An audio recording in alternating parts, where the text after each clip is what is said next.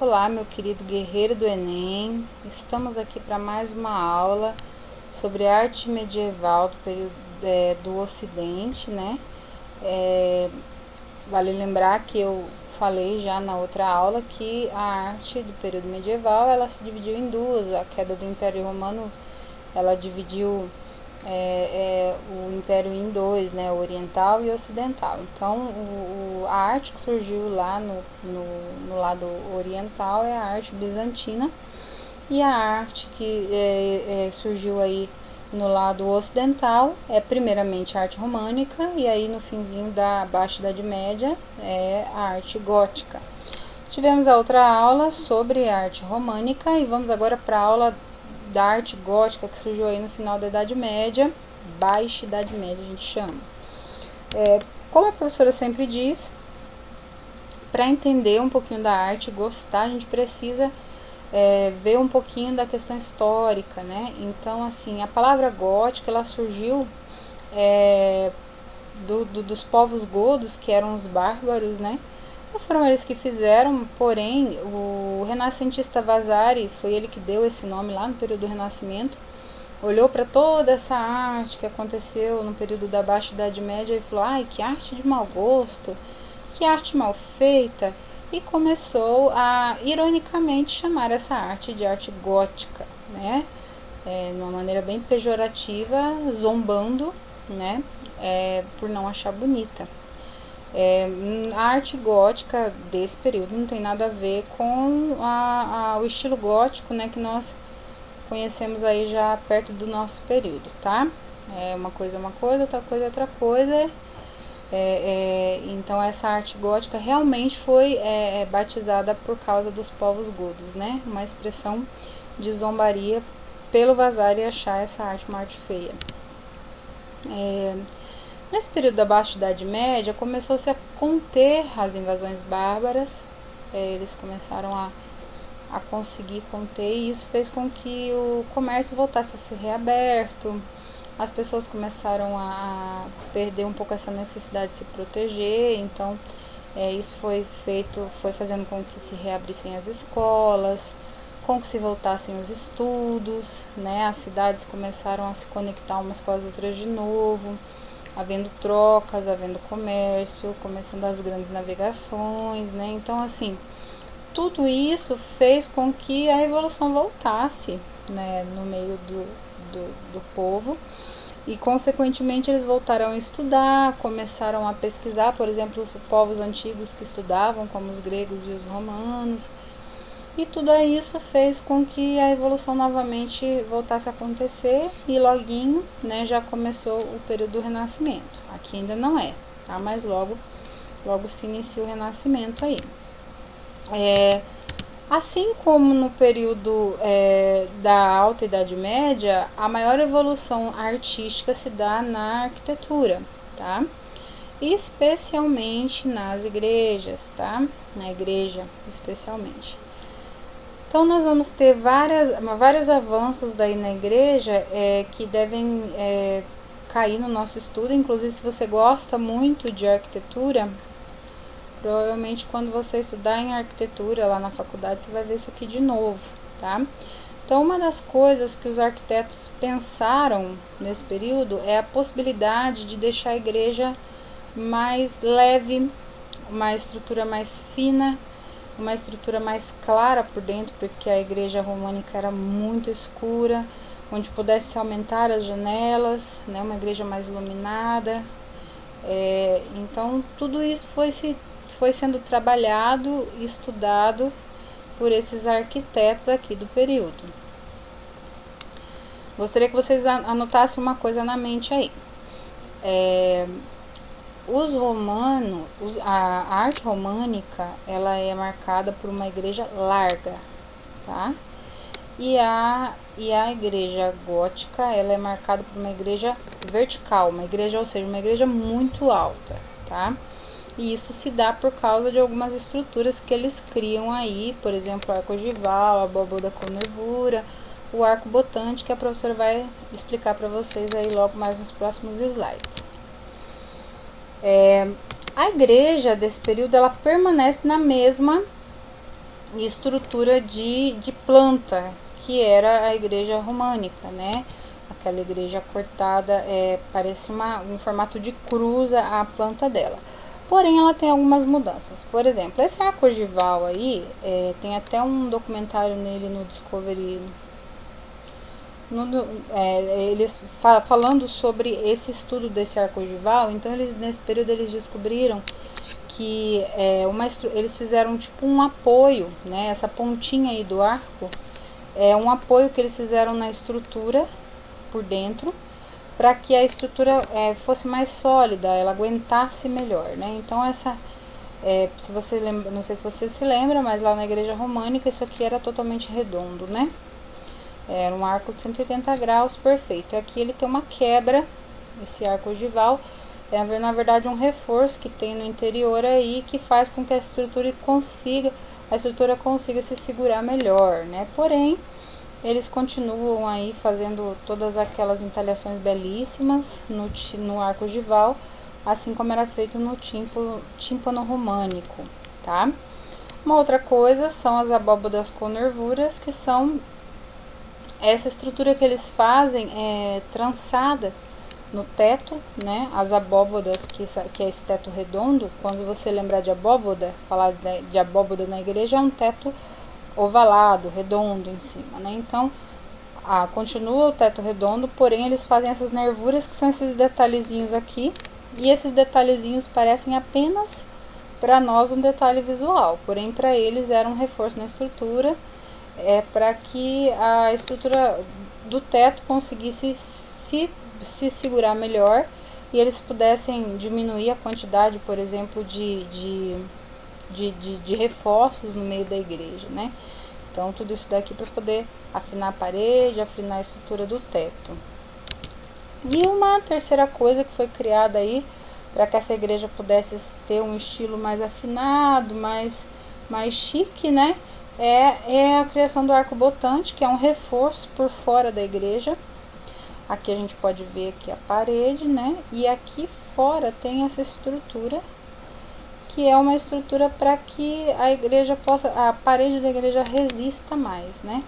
Então, em toda a igreja gótica, a volta dela, ela tem essa estrutura que dá assim um ar, né, assim, muito imponente visualmente por fora, e é esse arco-botante que faz isso, que na verdade nada mais é um reforço, tentando afinar realmente as paredes e deixar ela mais alta.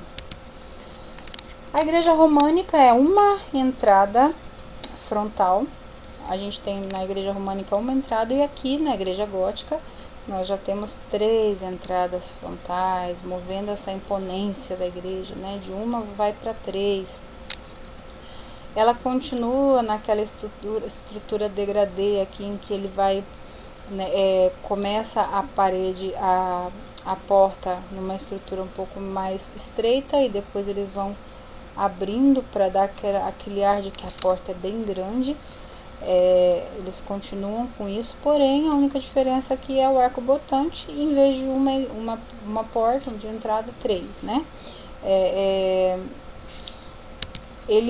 Então aqui a gente pode ver, ó, na igreja, que o fato da igreja afinar permitiu muito mais janelas, né, fazendo com que a igreja ficasse mais clara, a necessidade de menos velas, né? Então, assim, eles até faziam uma comparação, uma analogia de que essa cor que entrava pelos vitrais, né, da luz do dia, era a luz de Deus iluminando e tirando todas as trevas da igreja, dos nossos pecados e tal. Isso daqui é uma catedral lá na França, Catedral de Amiens, que é uma igreja gótica que a gente pode visitar aí um dia. Aqui é a estrutura de Amiens para fora, né? Então vocês podem observar aqui que tem todo o arco-botante aqui, né? Fazendo todo aquele reforço na catedral e dando a ela esse aspecto bem imponente.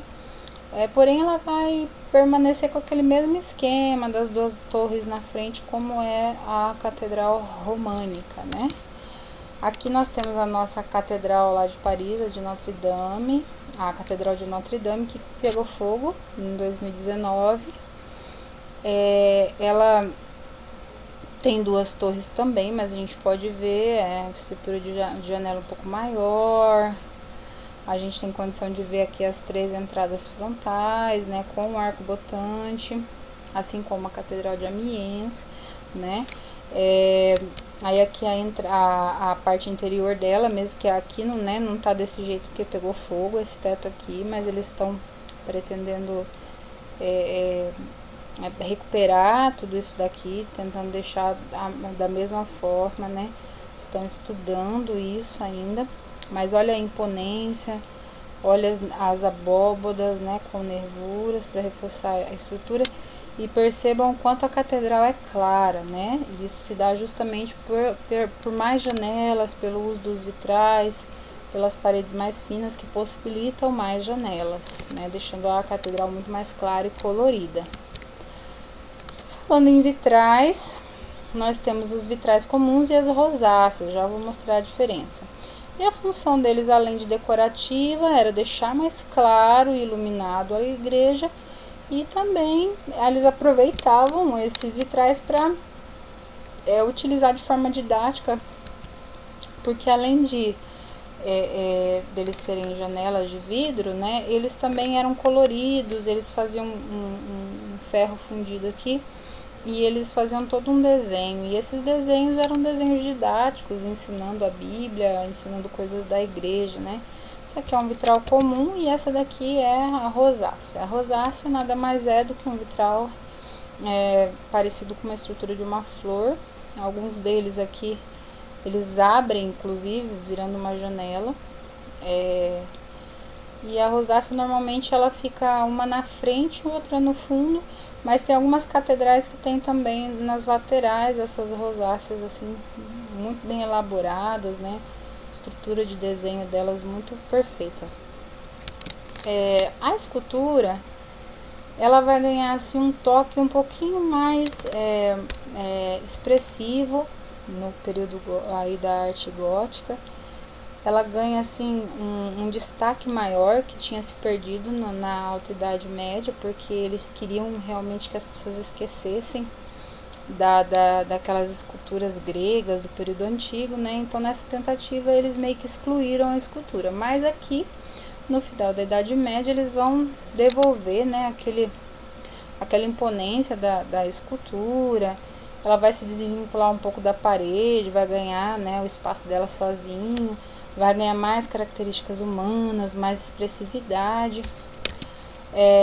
Ela vai começar a princípio, né, de maneira mais tímida. Eles vão eles fazem a escultura e prendem, né, na parede, como era clássico a escultura na parede. Depois eles vão soltando essa escultura da parede aos poucos, deixando ela num lugar de destaque e tal. Vocês podem observar que as esculturas vão ganhar expressão, né, olhares, coisas que elas tinham perdido, né, no período aí da Alta Idade Média. Um pouquinho mais de riqueza de detalhes, né, uma preocupação de refinar realmente o produto que está sendo feito. E a escultura mais famosa e conhecida, o estilo de escultura feito na Baixa Idade Média e na arte gótica, são as gárgulas. As gárgulas, acredite se quiser, para você que nunca ouviu falar das gárgulas, são esculturas da Igreja Católica. Isso mesmo, são esculturas que ficam são feitas e presas no lado de fora da igreja, no teto, né? Ficam no teto, nas paredes. E a intenção principal, narram os historiadores, era lembrar o povo que longe de Deus, longe da igreja, eles estariam à mercê do demônio, que estaria ali esperando, né, qualquer momento para avançar, fazendo referência a uma passagem bíblica, né, que o demônio é como leão que ruge, esperando a oportunidade para avançar e tal.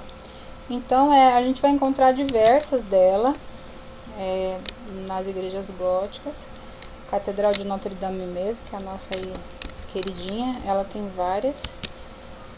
Algumas delas elas são feitas para escoar água, por exemplo, no caso essa daqui, né, quando chove, ela escoa água pela boca aqui. mas nem todas, né? Algumas delas o efeito é só para assustar mesmo, né? Amedrontar. E ela está espalhada aí por toda a volta da igreja. Tá? Algumas delas assim bem pesadas mesmo, por exemplo, umas que jogam água pelo ânus, umas coisas bem desse nível mesmo assim.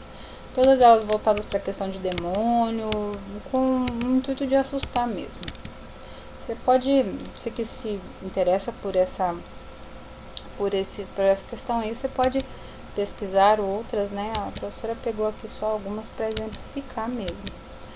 Quanto à questão das pinturas, também se há uma preocupação em refinar um pouco mais as pinturas, né? Elas começam a tornar assim um pouco mais detalhadas, ganhar assim uma riqueza de detalhes na pintura. Então assim elas vão começar a ter esses detalhes, mas elas vão ganhar realmente estrutura de ter bem aquele desenho a ver com a realidade mesmo lá no Renascimento, mas aqui eles já começaram a refinar. Vocês podem ver que já não está um desenho tão infantil como estava lá na Alta Idade Média, que eles não se preocupavam com o tamanho de nada, desenhavam assim aleatório, com o intuito mesmo é só de mostrar a questão didática da religião mesmo. Aqui não, eles vão começar a se preocupar com os detalhes, né, aos pouquinhos, para isso aí estourar lá no período do Renascimento, tá? Lembrando aqui que a principal a diferença aí da arte românica e a arte gótica são a arquitetura, as igrejas, né? Lá na arte românica, a igreja bem larga, paredes grossas, a arte gótica, a igreja altíssima, paredes mais finas, mais leves. Aqui na arte românica, uns arcos redondos chamados tímpanos, né? Uma porta frontal. Lá na arte românica, né, 3 portas frontais, né? Os tímpanos são substituídos pelos arcos ogivais, que são eles chamam de arcos de volta quebrada, que é uma estrutura que reforça mais a parede. Só que as duas, a grande semelhança das duas é que as duas são voltadas para a religião, tá? Essa arte toda aí ocidental, ela é voltada para a questão religiosa. A professora vai mostrar aqui, para a gente finalizar a aula, um vídeo que você pode encontrar ele no YouTube, tá? Ali do Mochileiros. Esse vídeo ele é do Assassin's Creed. Aqui vai mostrar a Catedral de Notre Dame. O Assassin's Creed ele está no período da Revolução Francesa, e vai mostrar a Catedral de Notre Dame lá no período da Revolução Francesa. O que é o legal desse joguinho? Ele vai mostrar toda a estrutura da igreja. Esse rapaz aí, ele vai rodar na igreja inteira. Então a gente vai ver os pilares, a gente vai ver os arcos, vamos ver os arcos botantes. Então é possível a gente ver tudo com riqueza de detalhes. Inclusive, esse jogo é um dos materiais que os arquitetos que estão trabalhando aí para futuramente reconstruir a igreja de Notre Dame estão utilizando como base, tá? Porque ele vai mostrar com riqueza de detalhes a catedral no interior e no exterior dela, tá? Então vamos ver aqui alguns detalhes bem interessantes. Ele vai subir e a gente vai poder ver assim o teto. Vamos poder ver ali, ó, se vocês observarem, ó, a gente já vai poder ver aqui, ó, as abóbadas com nervura lá no teto. Pode observar. Observem que tem os vitrais, tá? Observe que a catedral ela é cheia de janelas, dando à catedral um ar assim realmente mais claro, né? Vocês vão observar, olhem aqui, ó, as esculturas elas vão ganhar, elas não vão estar mais na parede, elas vão ter um lugar de destaque, né? Então assim, esse jogo ele vai permitir pra gente conhecer a catedral sem nunca estar lá, né? Olha aí os arcos, né? O de nervura, lá, as abóbadas com nervura lá em cima, né? Então a gente pode observar tudo isso aí através desse jogo.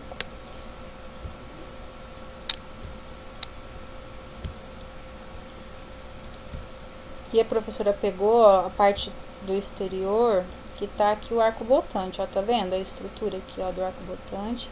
E essa daqui, ao lado, então, vocês viram aquele círculo redondo? Deixa eu voltar aqui. Aquele círculo redondo ali é uma janela, uma rosácea, algumas deles são rosáceas. Então, assim, toda a estrutura da igreja a gente pode observar enquanto ele anda aí.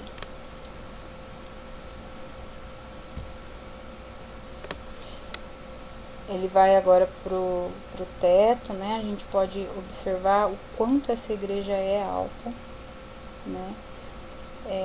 Vai andar lá. Se vocês prestarem atenção, em alguns momentos nós vamos conseguir até distante conseguir ver as gárgulas, tá? Aí em cima tem inclusive umas esculturas de santos da igreja católica. As gárgulas, elas estão penduradas ali, ó. Estão vendo aqui, ó? Isso aqui são pequenas gárgulas que tem ali. Bem ali, ó. Tudo gárgula aqui, ó. Então isso aí ele mostra o quanto que essa igreja é alta.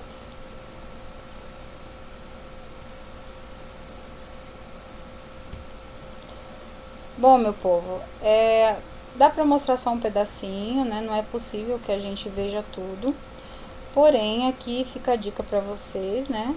Desse vídeo bem bacana. Se vocês quiserem acessar ele todo, ele está disponível no YouTube. E espero que vocês tenham gostado. Qualquer dúvida eu estou aí disponível para tirar. Bom, um abraço e até mais.